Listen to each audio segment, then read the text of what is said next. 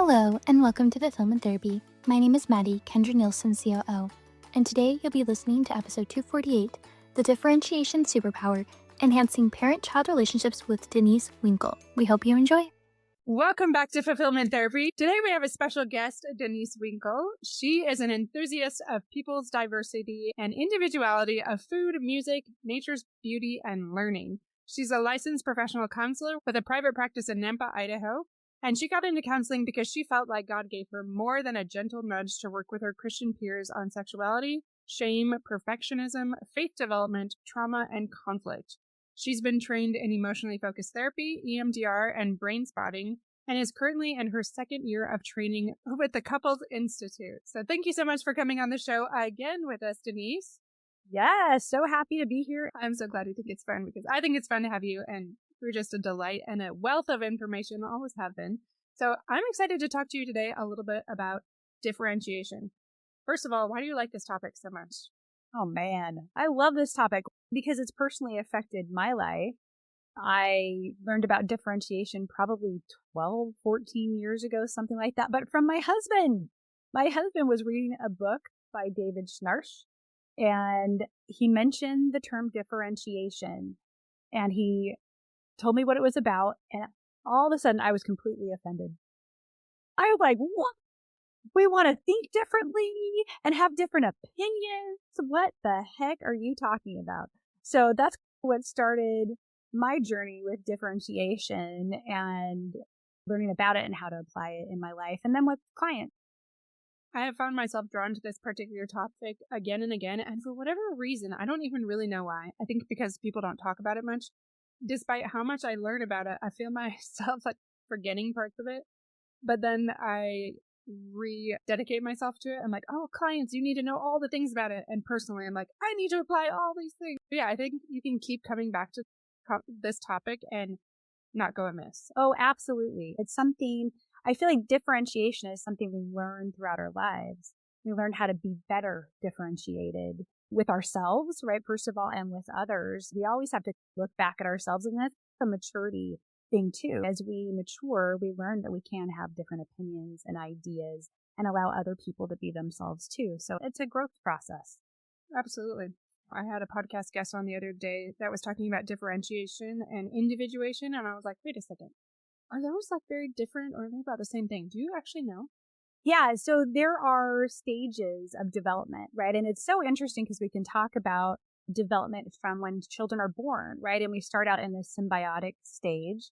Then we go on, and that's when we're confused, right? With our parent, our caregiver, and we think the same, right? We think we're also our mother. Differentiate between who is who, and then we have the same thoughts. And then we start to break apart from that and become in the differentiation stage, right? So we start to think a little differently. We start to push against mom a little bit. And that next stage after that is individuation. And that is where I start looking out for what do I want in the world. And I think differentiation you kind of have to get to and then move into individuation a little bit. Thanks for clarifying that. But talk to me as if I know nothing about differentiation. I know a lot of the listeners out there, like, I think I might know what that is, but how does this apply to me and why does it even matter? Differentiation is not the teaching of differentiation in education. It's not a marketing strategy.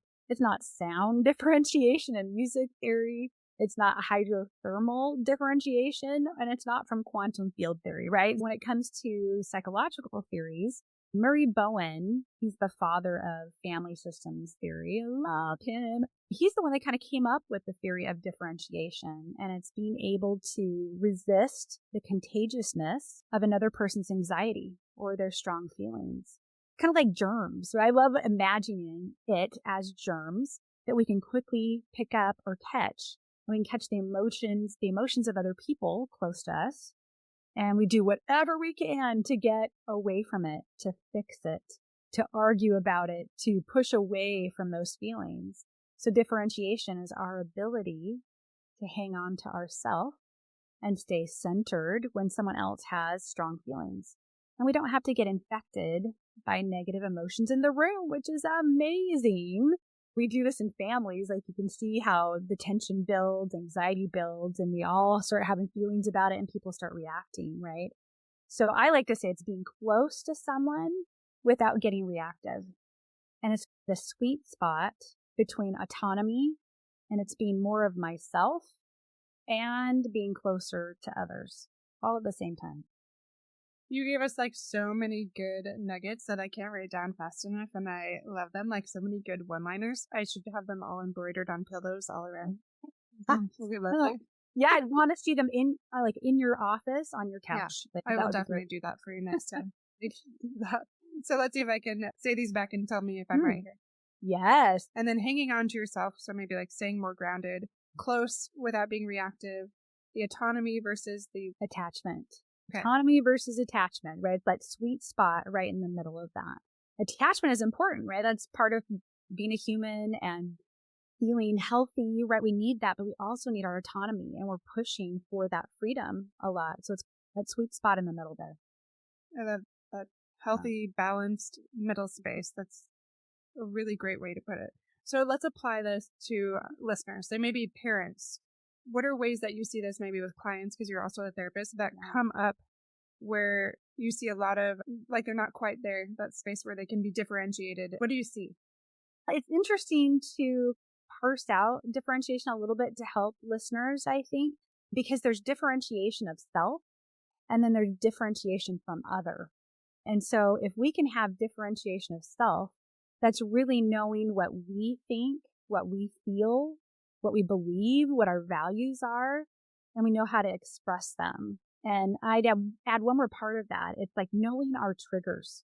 I think sometimes we use triggers as a way to shove off responsibility a little bit, but it's my responsibility to figure out what my triggers are, what makes me upset that really don't warrant that big of a reaction, right? The circumstances really don't cause me to feel that big, or they should not. So it's up to me to recognize, identify them, own them, and work on them, right? So that's differentiation of self. And then differentiation from other.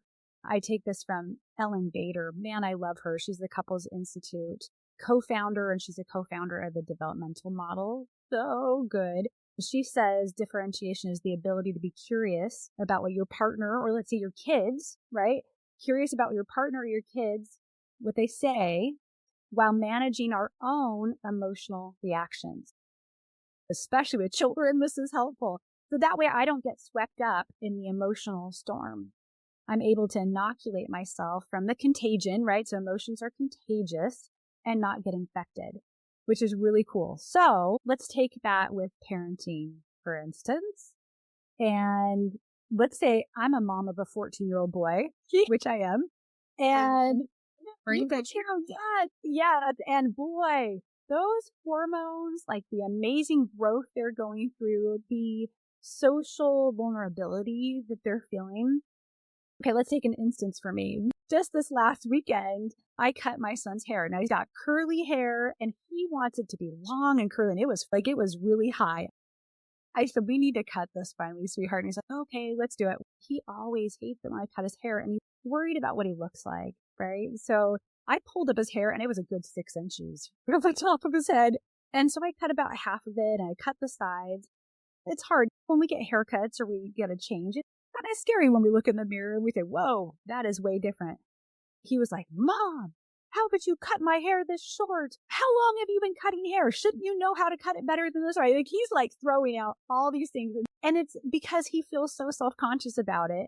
And so I could get pulled into that emotional storm, right? He was feeling super anxious about it and angry. So I was able to take a step back and able to look at him and say, man, yeah, that would be hard, right? It would be hard to feel that way, buddy. And I kind of asked him some questions and I wasn't pulled into it.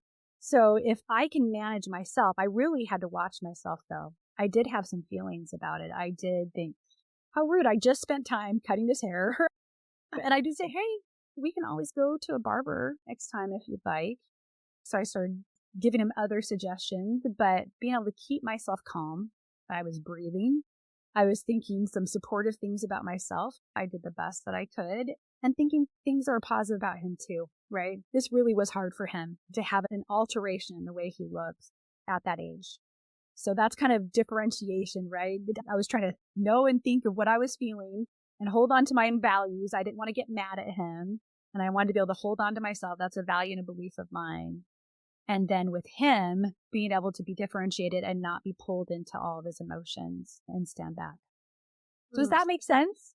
Absolutely. So good. And I love the examples to help us visualize it. I swear almost all of my podcast episodes go back to this, but it's that staying grounded or attempting to, staying curious. And it's also not going into that space of justifying or defending, getting swept up in that argument or defensiveness of any sort. But just empathizing, holding on to those values. It really does feel like a superpower when you talk about it, but we all know that our parents, especially, really any situation, where it's so easy to get swept up, like how you talked about it as being contagious, in those emotions, that storm. I like, especially when you said in the beginning, you were almost offended when your husband talked about this. Yes. I felt the same way. It's, wait a second. This is your stuff. This is not my fault that I'm reacting. This is your problem. It's like, that's not true. So with my son, I had to take responsibility for myself and not get reactive.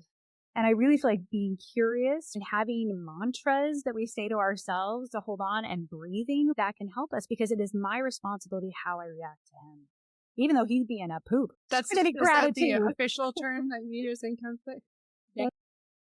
Oh, that's so helpful. So knowing your triggers and then staying curious while managing your own reactions. Do you mind maybe giving us another example of that, what that could look like maybe in marriage? I feel like this comes up with me sometimes even more in marriage. Oh, that is definitely, in my marriage, that doesn't happen. Oh, okay, it does. But even with myself, like I noticed, my husband and I have really worked hard at trying to listen to each other and to not get reactive. We're still working on this. We had a discussion, that was probably a month ago, where I was frustrated by his lack of understanding how much I have on my plate. And so I talked to him and said, hey, this is really hard for me. And I listed things that he would do or how he would kind of dismiss. And he was actually able to sit with me in it. And he rephrased what I was saying. And he said, okay, I understand what you're saying. And I was like, oh my gosh. And he's like, what can I do about it? And I said, maybe this would be helpful. We worked on some things that we could do differently. And at the end of the conversation, I looked at him and I said, sweet, after 30 years of marriage, we like high five. Oh my gosh. But I do feel reactive sometimes when he brings up something new. If my mind isn't in that space or I haven't been given time to think about it, I will go. And I notice it in myself. You can feel it internally, right? When there's some sort of reaction. So I always take a step back, right? Like I have to say, wait a second, I'm not an animal. This is one of my favorite things to say, because animals are reactive, right? We are different than animals because we can think about our thoughts. Mm-hmm. And I love that because we have this another superpower, right? Where something's happened that triggers us and we react to it. We don't have to do that. We're humans that have this ability to think about our thoughts. And so we can notice the feelings that are coming up, be curious, ask questions. So definitely in marriage, this comes up all the time. Can I allow my spouse to have a different opinion? Can I allow him to have different thoughts? Can I allow him to have different beliefs? Right? And can I honor those and just be curious and know that it's nothing about myself, that it's about him. And I don't have to take it personally. But sometimes it's hard, right? When we're enmeshed, it's difficult to pull away. But I'm telling you, it is such a healthier way to have a relationship if you can honor that person and what they're thinking and not think this has anything to do with me. Yeah. Beautifully said. And I love, again, that ownership piece. I go back to that a lot. Sometimes it's easier to see yourself if you talk about the opposite side too. What is the opposite of differentiation? And what does that look like for parents or spouses or even individuals, whatever you want to go with? Okay. So I follow Kathleen Smith. I love Bowen Family Systems Theory. And she has some really good books, so maybe I'll mention those at the end. But ways to identify if I'm not differentiated. There are 4 losing strategies that Kathleen Smith talks about. The first one is I create distance between whatever feels anxious to me. So if my husband is talking about something I don't like, I'm going to walk out of the room, right? If my parents drive me nuts, I'm going to move across the country. These are ways that we deal with anxiety, or I avoid a person that I'm afraid to talk to. I feel some anxiety over that. That's not differentiated because I'm not going towards it. I'm holding myself back. I'm pulling myself away, not able to own, right, who I am in the face of the emotional storm, right? So that's a number one way to know I'm distancing myself. Another way is if I fight, right? If I automatically go into reactivity and I fight and I don't listen, if I like to start up contention, right? Then I know I'm not super differentiated, because if I were, I would be able to listen, ask questions, calm myself down, but I like to fight it out. Okay, and another way is overfunctioning. If I overfunction for people, and I don't know if your listeners know what that means, but where I'm doing way too much than I really should. I'm enabling someone else to have less responsibility. And we do that a lot for our children, right? We tend to do things for them that they could probably do themselves. And I would teach them a lot to allow them to do it. But if I'm overfunctioning, I am feeling the anxiety and wanting to make up for it. I'll do that in my house with the kitchen counters. Somebody else is responsible for it, and sometimes I'll just start wiping it up, right? Because I don't like the way that it feels. I want it done, but I know that someone else has a responsibility. So how do I hold on to myself in that? I say, okay, you know what? They're going to do it later, and I'm going to take a step and allow them to have that responsibility. That's okay. It's not the end of the world if my counters are a disaster. That's totally okay. So that's another way to show I'm not being super differentiated in the moment. If I'm under functioning, that's the opposite. If I'm not owning up to my tasks, to my responsibilities, if I'm feeling it's hard for me to meet those, then that's another way that I'm not being differentiated. So my favorite is triangulation. So triangulation is when you pull a third party into the relationship so that you feel better. So an example of this would be if my husband ticks me off and he does something, I call my friend and I complain about my husband to my friend, right? I'm feeling anxious about that conversation and I am unloading that weight of that anxiety onto my friend. Now, can she do anything about it? She can't. And I'm poisoning the well there. If I'm differentiated, I am able to go towards my spouse and talk to the person. So I say, go to the person, go to the source of where the friction is, where I'm feeling weird, go towards it. And sometimes it's okay to triangulate. Let's just be real. Sometimes it's nice to talk to friends, nice to talk to your sister, but the rule should be I talk to the person I'm having a hard time with. Because if I'm not, right, I'm not holding on to myself, I'm going to someone else to soothe me. I haven't actually heard of all of these together. So who was the person that talked about it? Colleen Smith. Yeah. Okay. So if I understand those right, then there's that distance where there's not a lot of ownership, or you leave something, there's an avoidance, or otherwise there's fighting, reactivity, not listening. Then there's over-functioning or under-functioning, which just can be enabling. You can feel anxious, right? And then the last one is triangulation, where you're pulling in that third party. And I see that a lot with a lot of clients, like this need to justify their behaviors and get like a cheerleader behind them.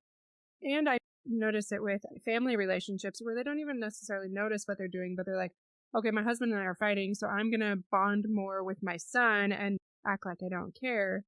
But it's really unhealthy, obviously. That brings a child up and puts him in an awkward spot where he has to choose between mom or dad.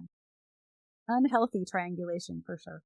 Absolutely. So why does all of this matter, Denise? Yes, it sounds beautiful, but it's so hard to stay differentiated. And can you even stay differentiated for an extended period of time?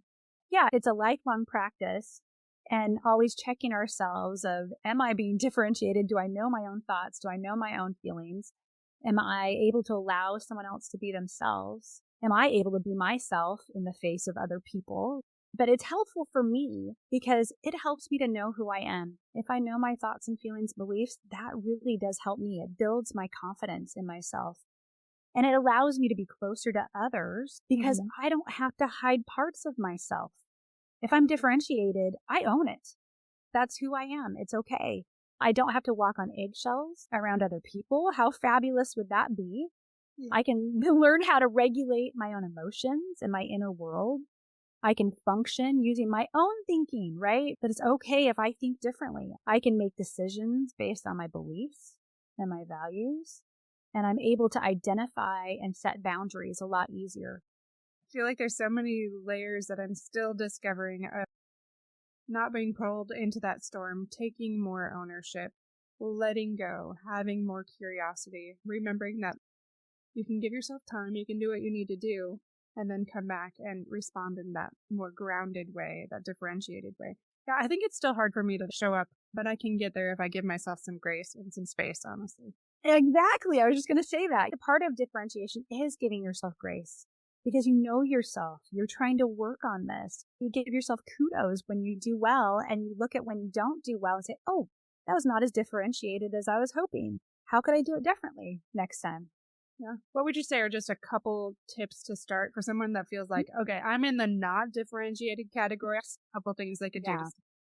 So I follow David Schnarch as well. He does crucible therapy. He's off of Bowen Family Systems Theory, and he has 4 points of balance, if that's okay. So there's 4 of them that I tend to look at for myself and with clients. So the first part is to work on having a solid, flexible sense of self. So that is owning my own warts, right? Owning my wart in everything. And to realize we are changing human beings. We're constantly in a state of growth. So what I believe or know right now might change in the future, and it will change a little bit. And so being flexible with that, but knowing myself and owning the parts that we don't love and the parts that we do love. So that's number 1, just really looking at that. Number 2 is to have grounded responding. So it's holding on to myself. It's letting things land from other people. I always think of an airplane, right? I'm going to let it land on me. I'm just going to let it go because I want it to be safe. And I'm going to just breathe through that and try not to get triggered, that it's okay. This is their airplane landing. I'm just the landing strip. I'm just going to let it land and I don't have to do anything about it. Okay. The third thing is having a quiet mind, calm heart. And that's like the part where we can do self-talk. And I love calling it supportive self-talk, right? Because we're all in a state of change and growing. And so how can I support myself in that? Can I say, oh, you did so good, or you've got this, or you know what, just hang on, this kid is being a pain. I can do this. Just calm self-talk, okay? Self-soothing techniques, right? Whether that's breathing or grounding exercises that you've learned, mantras that you can say, and really learning how to regulate yourself. And this takes practice, right? It takes grace. It takes practice. And the last thing is called meaningful endurance. And I really like this one because it's just basically knowing that all of this is worthwhile. This effort and kind of the pain sometimes that we go through, right? This is tough stuff to be able to be differentiated, but that effort will pay off slowly but surely.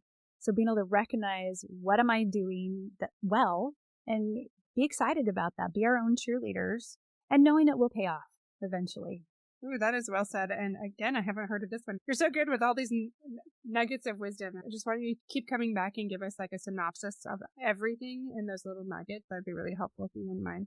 Every week. So if I got that, it's owning my warts, that grounded response or responding, quiet mind, calm heart, and then meaningful endurance. Yes. Yep. Good job. I feel like that's a good way to break it down on, okay, where can I start? And letting go if you realize you're not as differentiated as you had hoped, and recognizing there is small things that you can do to get there, whether that's with your child, whether that's with your husband. It's really anybody. Like when it comes to not getting swept up in somebody's emotions, I think of maybe that or somebody in the store. It can be practiced in many areas. Yes, in all the areas of your life. And it really does help you personally if you can take a step back and be okay with others doing their thing, being reactive, right? Then I can hold on to myself. And it feels pretty good to be able to do that. And it does build your confidence, right? So using that grace that you talked about, being gentle with yourself when it's slow going, that's okay. So then my last question is tied to that. How have you, Denise, created more fulfillment in your life, and maybe even it tied to differentiation, perhaps? I think I have learned to be more of a self. And that means I'm knowing what I like more. I would say when I had young kids that I didn't differentiate, right? I was very tied into how my children were doing, their accomplishments, their homework, right? And feeling good about their things that they're doing and making that a part of who I was. And which is okay. But when your children start making different choices or when they do things that you're like, oh, then we really take it upon ourselves. We're enmeshed. And so I think I've done a better job of being able to say, this is what I want to do. This is who I am. And this is who they are. It's okay if they think differently than me. We'll have discussions at the dinner table where we ask them like political questions. We ask them questions about sexuality. We ask them questions about their friends or their beliefs. And we try and keep it as open-ended as possible. And that has been great to be able to not be upset or angry that they have a different idea than I do. And I think, what the heck? What do you, but I don't say that, right? Like I just ask questions. How do you feel about that? Where have you seen that? So I ask a bunch of questions. So I feel like that has helped me in pursuing my occupation. It's helped me with friends. It's helped me with family, right? There's almost always some sort of family drama or things that are hard in a family. And it really has helped me that way. So for me, that's very fulfilling to see the way that it has impacted myself and the rest of my family members and friends and people I work with. It is so nice when you can get to this space more and more. I remember looking at my husband early on in our marriage and just being so impressed that he could stay calm. This person was just screaming at him. You would think that he was talking to a best friend, just smiling and like calm. And I was like, wow, how does he do that? Just this superpower to not get swept up in that storm.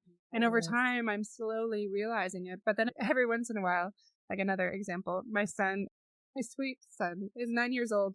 And he came home and I had accidentally blonde hair and bangs that I wasn't intending on exactly. But he said, I don't like your hair. It doesn't do much for you. You shouldn't have done that.